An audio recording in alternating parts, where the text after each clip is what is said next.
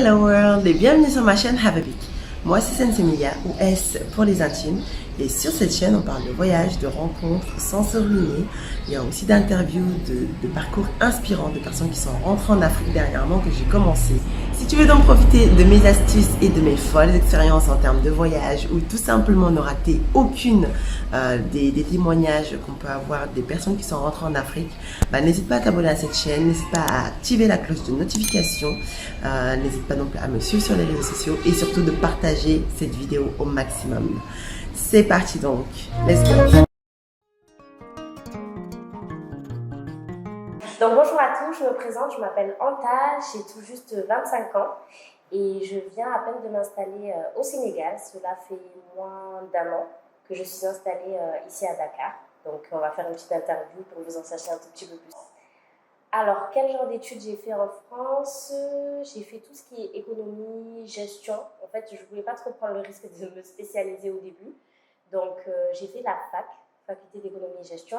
Et à la fin, quand j'étais à peu près sûre de ce que je voulais faire, j'ai fait des études en marketing digital et plus précisément un master qui s'appelle marketing des produits innovants. Donc, voilà.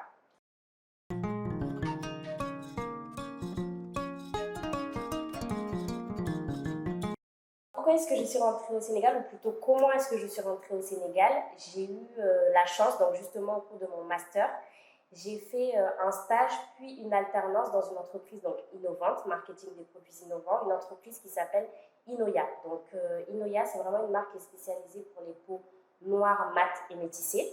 Donc j'ai fait un stage au cours de cette entreprise, j'ai fait du service client, j'ai fait du marketing digital, des réseaux sociaux, un peu de site internet. Et après, j'ai eu la chance de poursuivre avec une alternance donc, pour mon M2, donc le Master 2.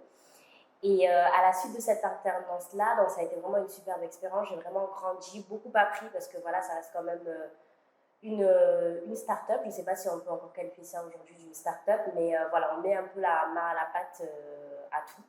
On fait un peu de tout chez Inoya, donc j'ai vraiment appris au cours de ce stage et cette alternance. Et une fois mon alternance terminée, bon, j'ai trouvé un autre emploi. Donc à Montpellier, j'ai été chargée de marketing digital. Et ensuite, un jour, j'ai reçu un coup de fil donc, de la cofondatrice du laboratoire Inoya. Donc au début, je me suis dit, elle m'appelle pour que je retravaille pour Inoya. Je n'ai pas de suite compris. Je me suis dit, bon, peut-être pour un peu prendre mes nouvelles, mais on s'était appelé il n'y a pas si longtemps que ça. J'avais terminé il n'y a pas si longtemps. Donc là, elle m'appelle. Je me dis, bon, peut-être qu'elle veut me proposer de refaire le même poste. Donc déjà, avant même de décrocher, j'étais en train de réfléchir, est-ce que je veux faire la même chose? Parce que j'adore l'entreprise, j'adorais mes collègues. Là, j'étais en train de travailler sur Amazon. Donc, je développais Amazon, je m'occupais d'Amazon de A à Z. Donc, c'était super challengeant. Et déjà, avant même de décrocher, je me suis dit, est-ce que je vais dire oui ou est-ce que je vais dire non? Sauf que quand j'ai répondu, elle m'a proposé toute autre chose. Elle m'a dit, bah, écoute, Anta, on va s'installer au Sénégal, on va ouvrir le tout premier showroom de la marque. Et moi, j'ai entendu parler d'une idée de showroom, mais pour moi, ce n'était pas au Sénégal. Mais après, ça ne me concernait pas vraiment, donc j'ai terminé mon expérience. Donc, je me suis dit, oui, d'accord, c'est super, etc. Mais vas-y, continue. Et là, elle me dit, donc, on aimerait bien que tu sois la store manager, donc la personne qui va vraiment gérer le showroom, gérer l'équipe, etc. Donc, la première idée que j'ai eue en tête, je me suis dit, waouh, c'est une superbe expérience, aller au Sénégal. Et en même temps, j'ai un peu flippé, parce que je me suis dit, ça veut dire quoi? Ça veut dire partir de mon petit cocon à Marseille, laisser ma famille, laisser mes amis aussi, parce que c'est bon, à partir d'un certain âge, 24 ans, on a ses amis en fait, à la vie, à la mort, avec qui on va avoir, on va grandir ensemble, voir nos enfants peut-être naître, etc. Donc tout était un peu déjà bouclé. Je me voyais déjà à Montpellier, avoir mon petit job, habiter à côté de chez ma soeur, acheter une maison, acheter, enfin voilà, ma vraie voiture. Donc du coup, j'ai pensé à tout ça. J'ai pas répondu directement. Je lui ai dit, voilà, je vais réfléchir un tout petit peu. Mais pour moi, c'était à 70% sûr que j'allais répondre oui. Donc, du coup, je me suis laissé quelques mois pour réfléchir. J'étais donc à Montpellier, je travaillais et j'ai essayé de peser le pour et le contre. J'ai fait une petite liste pour, contre. Et finalement, je me suis dit en fait que j'ai rien à perdre à tenter l'expérience de partir au Sénégal. Certes, c'est partir seule, etc. Mais moi, je voulais déjà partir et m'installer un jour au Sénégal. Sauf qu'avec un emploi, entre guillemets, un peu classique, j'allais peut-être prendre 5 ans, 10 ans avant de sauter le pas et de me dire que je peux partir en Afrique toute seule. Là, j'ai eu la chance d'avoir une entreprise qui me propose un emploi, un logement où j'allais pouvoir du coup sauter le pas beaucoup plus facilement. C'est pour ça que j'ai accepté. Donc voilà pourquoi je suis au Sénégal. J'ai eu la chance de trouver l'entreprise avant de m'installer ici.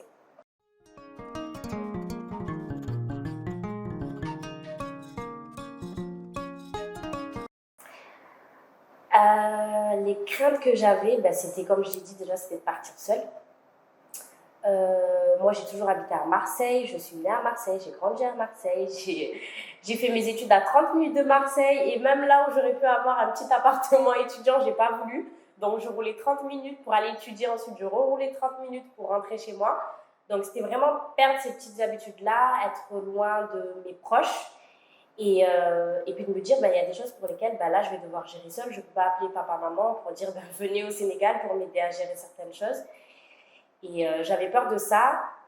Et aussi, quand on dit qu'on va en Afrique, au Sénégal, les gens se disent, mais pourquoi elle va aller en Afrique? Enfin, il y a quoi au Sénégal? Enfin, en France, on a tout. Les gens ne vont pas comprendre. Ils vont se dire, les gens quittent l'Afrique pour aller en Europe. Et pourquoi toi, tu veux quitter l'Europe pour aller en Afrique, en fait? Donc, j'avais peur de ça. J'en avais pas peur, moi, personnellement, mais c'est les gens, en fait, qui m'ont diffusé, en fait, leurs craintes. Donc, du coup, je me posais pas mal de questions par rapport à ça. Et si ça s'est avéré vrai, pour le fait d'être toute seule, ça, oui, ça s'est avéré vrai parce que j'ai un peu galéré quand même pour certaines choses. Heureusement, je suis venue avec les fondateurs de la marque Noya. Donc, ils étaient un peu mes référents ici. C'était un peu comme, c'est une entreprise un peu familiale. Donc, du coup, j'ai eu quand même un petit support. En arrivant, on est venu me chercher à l'aéroport, on m'a aidé à faire mes premières courses, etc. Donc, pour ça allait. Et pour le fait de dire qu'en Afrique, il n'y a pas grand-chose, que c'est la galère, etc., c'est complètement faux. Ici, il y a énormément de choses. Il y a même plus de choses, je pense, qu'en France. Moi, j'habitais à Marseille, donc culturellement, voilà, on a vite fait le tour. C'est pas comme à Paris. Ici, il y a beaucoup de choses à visiter, beaucoup de choses à apprendre. Et donc, voilà, ça s'est avéré faux, en fait. Hey, si tu es encore là, certainement le contenu te plaît. Donc, pour soutenir mon travail, tu as 4 choses à faire. La première, n'hésite pas à t'abonner à la chaîne, à liker, à partager et surtout à activer la cloche. Merci et on se retrouve juste après ça.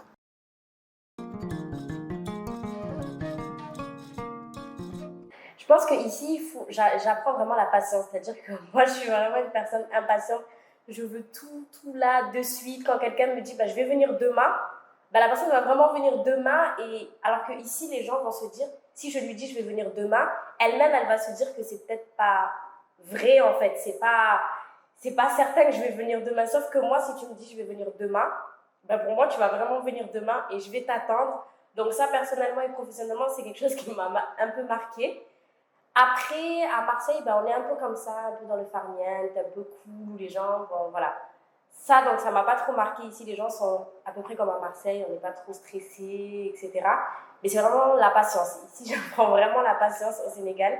Et je pense que c'est ce qui fait que je suis vraiment différente. Quand je suis arrivée ici et là maintenant, j'ai beaucoup plus de patience. Donc, personnellement, professionnellement déjà, parce que j'ai dû gérer un showroom, donc il y a de la formation, il faut s'armer de patience et ne pas être trop impatiente et vouloir que tout soit fait de suite, quoi.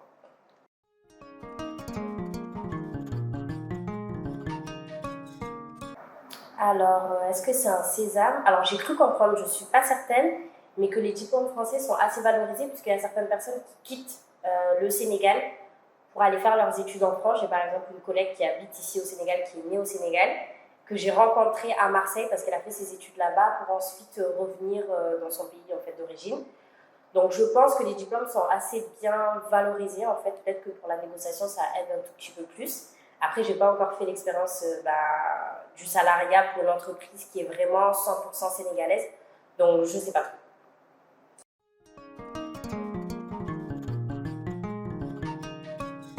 Oh, oui, surtout au début. Et après, ce que je disais en rigolant un peu dans mes stories, c'est comme au début, c'est à peu près chaque semaine. Après, c'est chaque mois. Après, c'est chaque 2 mois où il y a un petit, ce qu'on appelle mental breakdown. Où là, tu te dis, en fait, est-ce que j'ai fait le bon choix?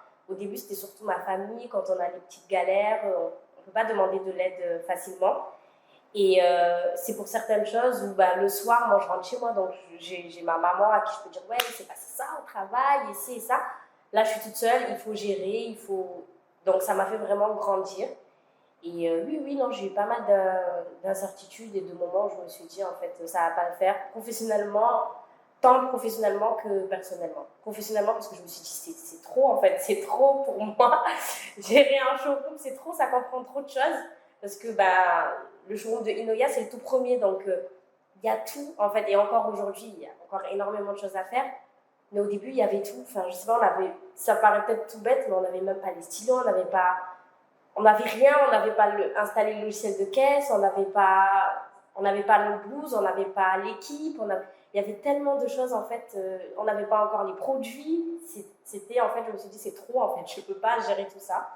Mais finalement, ça me fait grandir et en fait, je me mets vraiment en tête que je peux le faire, je peux le faire, je peux le faire, je peux le faire et ça va aller.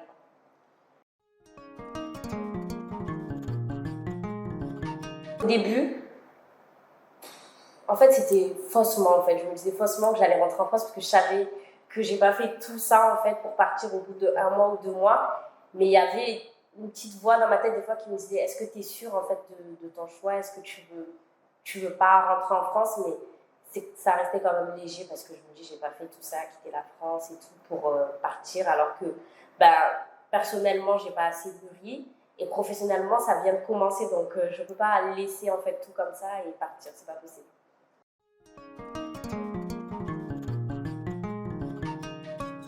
Ce qui me manque le plus, ma famille déjà. Et après, certaines habitudes de consommation que j'avais en France, ici, il n'y a pas Sephora, ça paraît peut-être tout bête. Je mange des choses que je mangeais.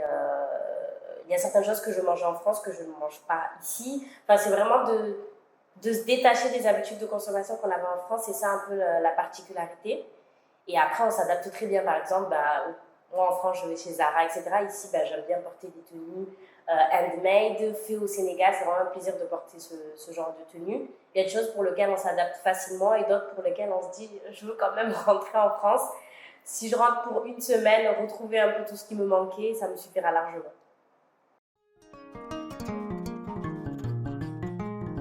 Ce que je conseillerais, c'est de sauter le pas. Partir, c'est vrai qu'on a beaucoup d'hésitation, on se dit que c'est quand même quelque chose qui n'est pas anodin de quitter son pays, certaines fois son pays de naissance, où on a grandi, etc. Mais je me dis en fait qu'il ne faut pas avoir de regrets. Je me dis en fait, mais imagine si j'avais refusé en fait de m'installer ici au Sénégal, tout ce que j'aurais loupé en fait. Personnellement, la Anta d'il y a même pas 1 an est complètement différente de la Anta d'aujourd'hui. Personnellement, professionnellement parlant aussi, j'ai beaucoup appris. Ici au Sénégal, vraiment, il faut se lancer. C'est plus facile à dire qu'à faire, mais il faut se retourner vers des personnes comme S qui vont pouvoir vous accompagner aussi pour s'installer ici au Sénégal et se dire qu'en fait, on a plus à gagner qu'à perdre. Ici, c'est un pays qui est chaleureux, où on peut rencontrer facilement des personnes haut placées, alors qu'en France, pour contacter certaines personnes, c'est vraiment compliqué, alors qu'ici, facilement, on peut aller à un événement, discuter avec quelqu'un, les gens sont beaucoup plus ouverts, et puis ça peut ouvrir la porte à plein d'opportunités. Donc, je pense qu'il ne faut pas se bloquer et se dire que c'est mieux de tenter la chose. Moi, c'est ce que je disais en rigolant au début. Au pire des cas, si ça ne va pas, je refais ma valise, je prends un billet, je rentre chez papa, maman, et puis voilà. Au mot de la fin, c'est un peu lié avec ce que je disais à l'instant. Si vous hésitez à partir au Sénégal, vraiment faites-le, vous avez plus encore une fois à gagner qu'à perdre. Si ça ne me convient plus le Sénégal, dans 2 ans, 3 ans, je peux prendre mes affaires et partir. Mais en attendant, le bagage culturel, personnel, professionnel que j'ai aujourd'hui, en fait, je ne l'aurais pas acquis en fait en France, en ayant mon petit poste bien au chaud, en ayant ma voiture à côté de ma famille, etc. Il y a plein de choses en fait que je n'aurais pas appris ici. Et puis après, le Sénégal, c'est un pays où les gens sont chaleureux, où il fait beau, donc ça joue aussi beaucoup sur l'humeur. Et voilà, professionnellement parlant, personnellement parlant, vous allez beaucoup gagner à venir vous installer ici au Sénégal. Donc foncez, foncez, foncez.